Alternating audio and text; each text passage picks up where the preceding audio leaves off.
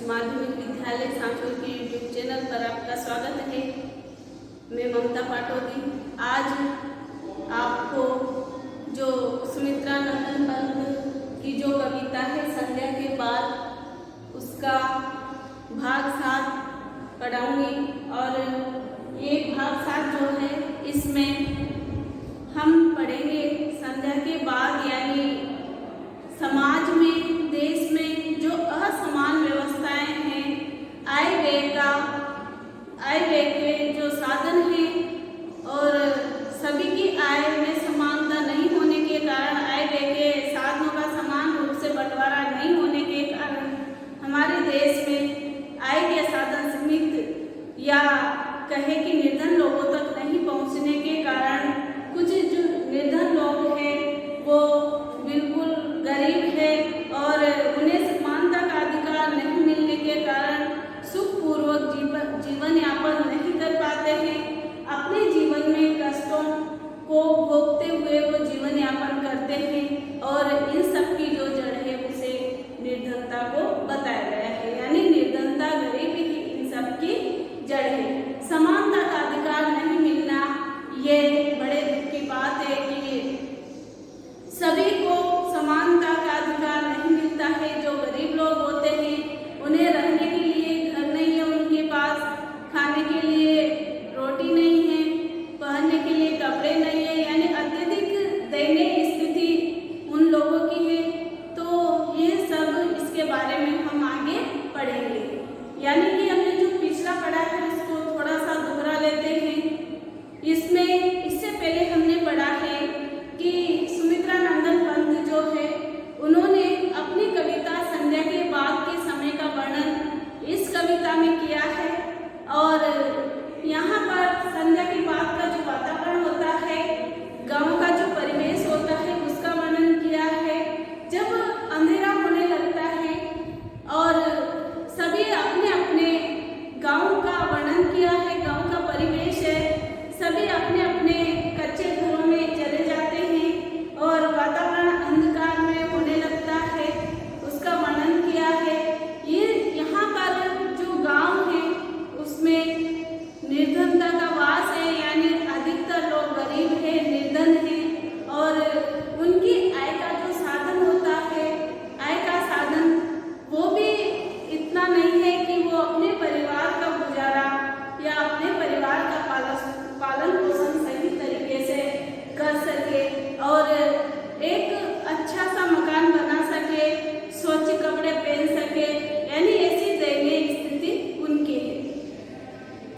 समानता का अधिकार नहीं मिलने के कारण और जो गांव का बनिया है, दुकानदार है, उस दुकानदार का जो है आय कम होने के कारण वो सोचता है इस बिल्कुल शांत और निराशा भरे वातावरण में अपनी पीड़ा को अंदर ही अंदर अनुभव करता है, महसूस करता है, सोचता है कि मैं अपने परिवार का पालन पोषण तक सही तरीके से नहीं कर पा रहा हूँ। सुखों का उपभोग भी मैं जैसे शहरी बने होते हैं या फिर धनवान लोग होते हैं उनकी तरह नहीं कर पा रहा हूँ।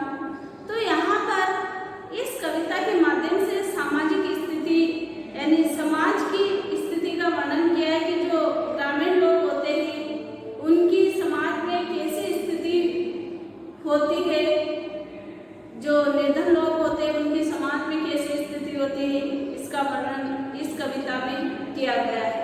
यहाँ पर लाला जो है एक छोटा सा दुकानदार है, वो निर्जीव अनाज की ढेरी के समान दिन भर दुकान पर बैठा रहता है, लेकिन उसे कोई भी वस्तुएं खरीदने के लिए नहीं आते हैं कि बहुत कम आते हैं, क्योंकि गांव में आय के साधन नहीं है, पैसे नहीं है, वो लोग गरीब होते हैं। तो उन्हें गरीबी का और नफरत का, इन सबका, बेइज्जती का सबका सामना उन लोगों को करना पड़ता है।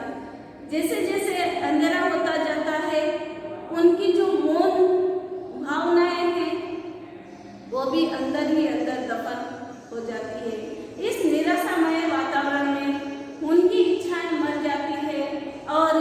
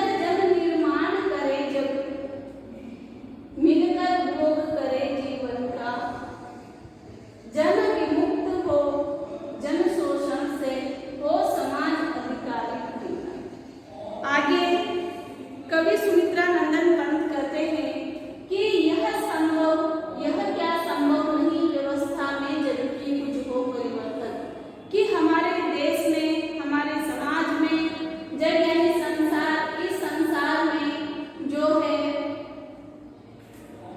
जो व्यवस्था है हमारे देश की, जो शासन व्यवस्था है या जो व्यवस्था है, उसमें क्या कुछ परिवर्तन नहीं हो सकता? यानी क्या ये संभव नहीं कि हमारे देश की जो आर्थिक व्यवस्था है, सामाजिक व्यवस्था है, क्या उसमें परिवर्तन नहीं हो सकता ताकि सभी को आय व्यय का बंटवारा समान रूप से हो सके, सभी को समानता का अधिकार प्राप्त हो सके? क्या ऐसी व्यवस्था हम इस संसार में होना संभव नहीं है? कर्म और गुण के समान ही सकल आय व्यय का हो वितरण। कवि सुमित्रा नंदन पंत कहते हैं कि सभी को अच्छी आय प्राप्त हो, समानता का अधिकार प्राप्त हो, सभी सुखों के साधनों का समान रूप से उपभोग कर सके। क्या ऐसी व्यवस्था इस संसार में, इस देश में या हमारे समाज में नहीं हो सकती? अपने अपने कार्य और गुणों के समान ही समस्त आय व्यय का समान वितरण हो, क्या ऐसी व्यवस्था हमारे समाज में, हमारे देश में, इस संसार में नहीं हो सकती? यहाँ पर कवि जो है प्रश्न कर रहा है, प्रश्न उठा रहा है इस समाज के सामने, देश के सामने, इस संसार के सामने, कि जो लोग अत्यधिक दयनीय स्थिति में हैं, जो अत्यधिक निर्धन हैं और सभी की जड़ निर्धनता ही है, तो यहाँ पर क्या ऐसा नहीं हो सकता, क्या ऐसा संभव नहीं है जिसमें इस संसार में परिवर्तन करके और आर्थिक व्यवस्था, सामाजिक व्यवस्था जो है वो सभी को समान रूप से मिले, सभी को आय व्यय के समान रूप से साधन प्राप्त हो, उपलब्ध हो? क्या ऐसी व्यवस्था इस संसार में नहीं हो सकती या संभव नहीं है? यहाँ पर प्रश्नवाचक है, कवि का प्रश्न है देश के लोगों से, शासक वर्ग से, धनवान वर्ग से, जो गरीबों का शोषण करते हैं और अपने सुखों का उपभोग जो है स्वयं ही करते हैं। निर्धनता इन सबकी जड़ है। इस संसार में संपूर्ण आय और व्यय का समान वितरण अगर होता है तो सभी सुख के साधनों का उपभोग कर सकते हैं, आय व्यय का समान बंटवारा किया जा सकता है। दूसरे घरों में मिट्टी के अपनी अपनी सोच रहे हैं, लेकिन यहाँ पर इसका उल्टा है, विपरीत है, क्योंकि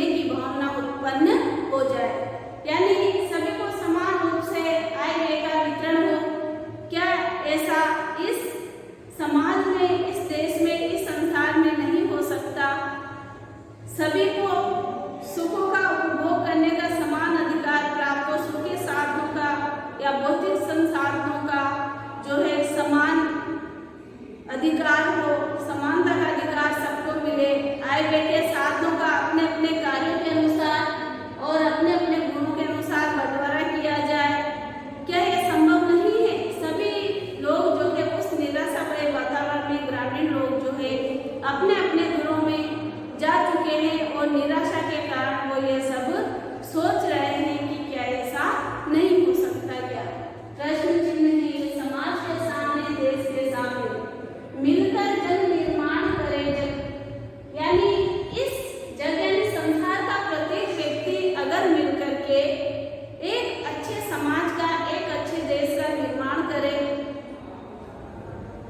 मिलकर भोग करे जीवन का, और जो भी इस संसार की भौतिक वस्तुएं हैं, सुख के साधन हैं, उन सबका मिलकर के वो सब मिलकर उन संसाधनों का, सुख के साधनों का समान रूप से भोग यानी उपभोग करे, तो क्या यह संभव नहीं है?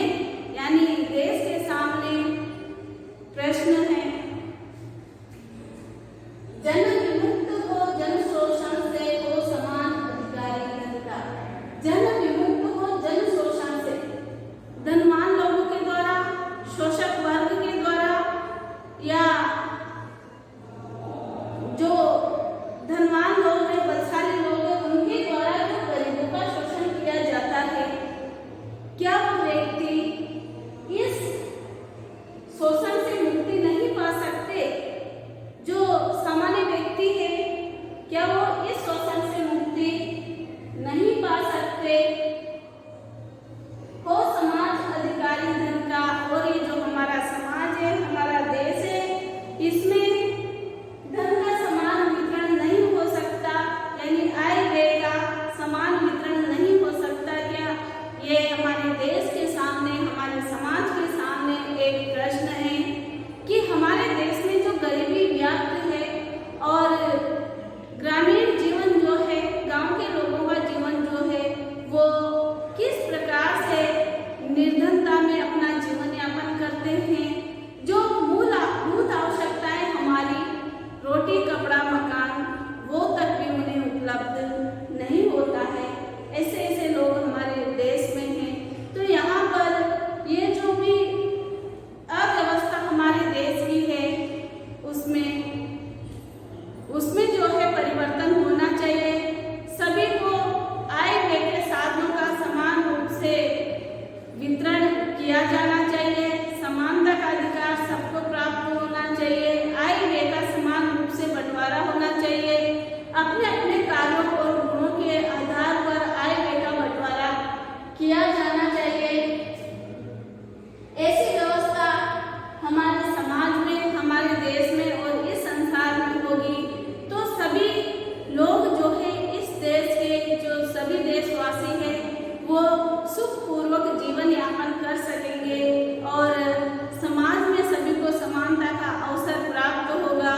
लोग सुखपूर्वक जीवन यापन करेंगे। यहाँ पर जो शोषक वर्ग है, जो गरीबों का शोषण करते हैं, उनको गरीब या निर्धन ही बने रहना देना चाहते हैं। ऐसा क्यों है? क्योंकि वो सोचते हैं, उनके अंदर कार्यों का बंटवारा तो किया गया था कि सभी को कार्य मिले और अपने अपने कार्यों को सही तरीके से कर सके। लेकिन यहाँ पर समाज के जो कुछ जो वर्ग है, अपने आप को उच्च वर्ग समझते हैं, उन्होंने इसको सामाजिकता से जोड़ दिया है और भेदभाव की भावना, सांप्रदायिकता की भावना, जाति पात की ऊंच नीच की भावना उनके अंदर होती है। वो गरीब लोगों का शोषण करते हैं। उन्हें वो गरीब लोगों को उनके जीवन में उन्नति करते हुए नहीं देखने देना चाहते हैं। तो यहाँ पर जहाँ तक हमारे देश में, हमारे समाज में समानता का अधिकार सबको नहीं मिलेगा, सभी को आय व्यय का समान वितरण नहीं होगा, आय के साधन सभी को जहाँ तक उपलब्ध नहीं होंगे, वहाँ तक हमारा देश, हमारा समाज या ये संसार जो है निर्धनता की बेड़ियों में जकड़ा रहेगा और उसके लिए ये समाज या यह समाज के जो लोग हैं वो दोषी है। यहाँ पर कहने का अर्थ है कि